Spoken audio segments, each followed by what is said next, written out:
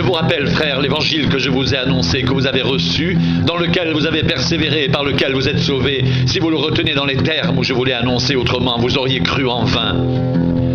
Je vous ai enseigné avant tout, comme je l'avais aussi reçu, que Christ est mort pour nos péchés, selon les Écritures.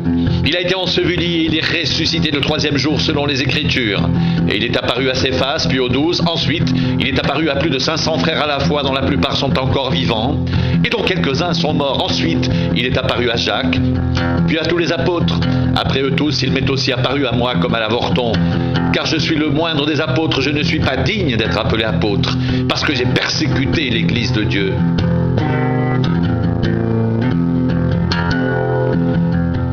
Par la grâce de Dieu, je suis ce que je suis.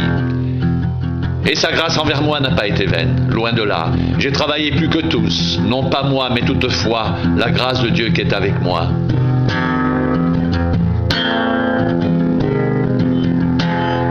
Ainsi donc, que ce soit moi, que ce soit eux.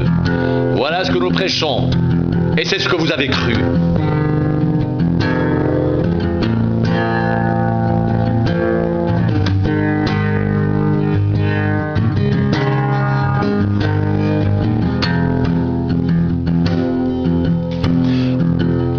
Or, si l'on prêche que Christ est ressuscité des morts, pourquoi quelques-uns parmi vous disent-ils qu'il n'y a point de résurrection des morts? S'il n'y a point de résurrection des morts, Christ non plus n'est pas ressuscité.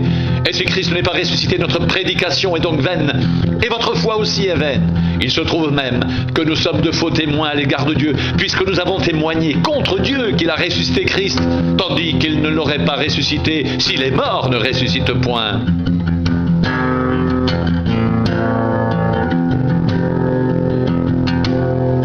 Car si les morts ne ressuscitent point, Christ non plus n'est pas ressuscité. Et si Christ n'est pas ressuscité, votre foi est vaine. Vous êtes encore dans vos péchés. Par conséquent aussi, ceux qui sont morts en Christ sont perdus. Si c'est dans cette vie seulement que nous espérons en Christ, nous sommes les plus malheureux de tous les hommes.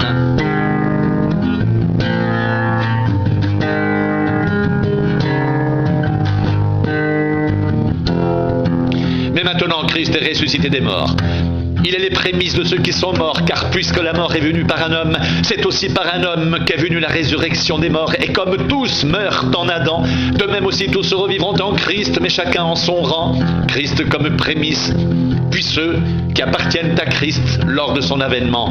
Ensuite viendra la fin, quand il remettra le royaume à celui qui est Dieu et Père, après avoir réduit à l'impuissance toute domination, toute autorité et toute puissance. Car il faut qu'il règne jusqu'à ce qu'il ait mis tous ses ennemis sous ses pieds.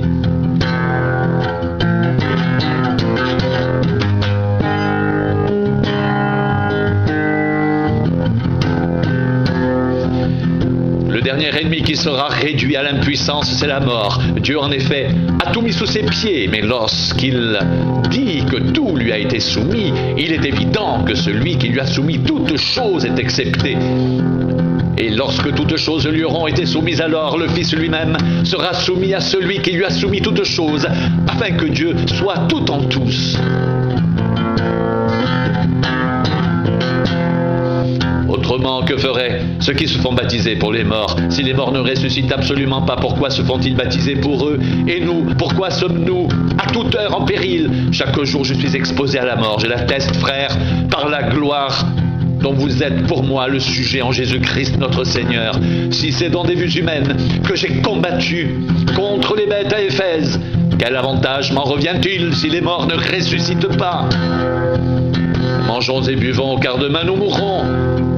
Ne vous y trompez pas, les mauvaises compagnies corrompent les bonnes mœurs. Revenez à vous-même, comme il est convenable, et ne péchez point, car quelques-uns ne connaissent pas Dieu. Je le dis à votre honte.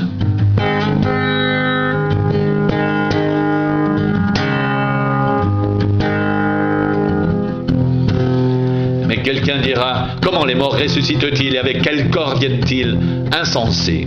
Ce que tu sèmes ne reprend point vie s'il ne meurt.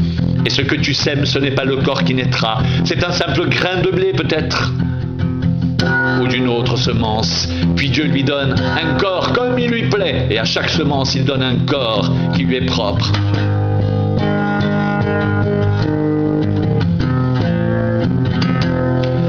Toute chair n'est pas la même chair, mais autre est la chair des hommes. autre celle des quadrupèdes, autre celle des oiseaux, autre celle des poissons. Il y a aussi des corps célestes et des corps terrestres, mais autre est l'éclat des corps célestes, autre celui des corps terrestres. Autre est l'éclat du soleil, autre l'éclat de la lune, et autre l'éclat des étoiles. Même une étoile diffère en éclat d'une autre étoile. Ainsi en est-il de la résurrection des morts. Le corps est semé corruptible, il ressuscite incorruptible, il est semé méprisable, il ressuscite glorieux, il est semé infirme, il ressuscite plein de force, il est semé corps naturel, il ressuscite corps spirituel. S'il y a un corps naturel, il y a aussi un corps spirituel. C'est pourquoi il est écrit, le premier homme, Adam, devint une âme vivante, le dernier Adam est devenu un esprit vivifiant. Mais ce qui est spirituel n'est pas le premier, c'est ce qui est naturel. Ce qui est spirituel vient ensuite. Le premier homme tiré de la terre est terrestre, le second homme est du ciel. Tel est le terrestre, tels sont aussi les terrestres, tel est le céleste, tels sont aussi les célestes. Et de même que nous avons porté l'image du terrestre, nous porterons aussi l'image du céleste.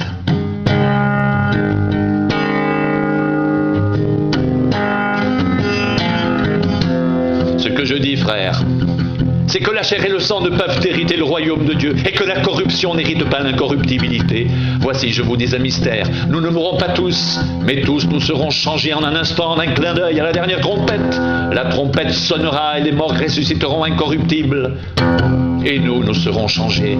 Car il faut que ce corps corruptible revête l'incorruptibilité et que ce corps mortel revête l'immortalité. Lorsque ce corps corruptible aura revêtu l'incorruptibilité et que ce corps mortel aura revêtu l'immortalité, alors s'accomplira la parole qui est écrite. La mort a été engloutie dans la victoire. Ô mort, où est ta victoire? Ô mort, où est ton aiguillon? L'aiguillon de la mort, c'est le péché, et la puissance du péché, c'est la loi. Mais grâce soit rendue à Dieu, qui nous donne la victoire par notre Seigneur Jésus-Christ. Ainsi, mes frères bien-aimés, soyez fermes, inébranlables, travaillant de mieux en mieux à l'œuvre du Seigneur, sachant que votre travail ne sera pas vain dans le Seigneur.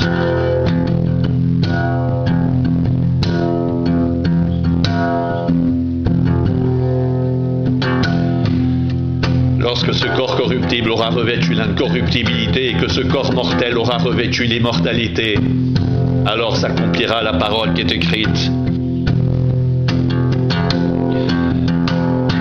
La mort a été engloutie dans la victoire. Ô mort, où est ta victoire? Ô mort, où est ton aiguillon?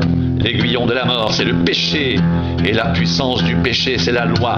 Mais grâce soit rendue à Dieu qui nous donne la victoire par notre Seigneur Jésus-Christ.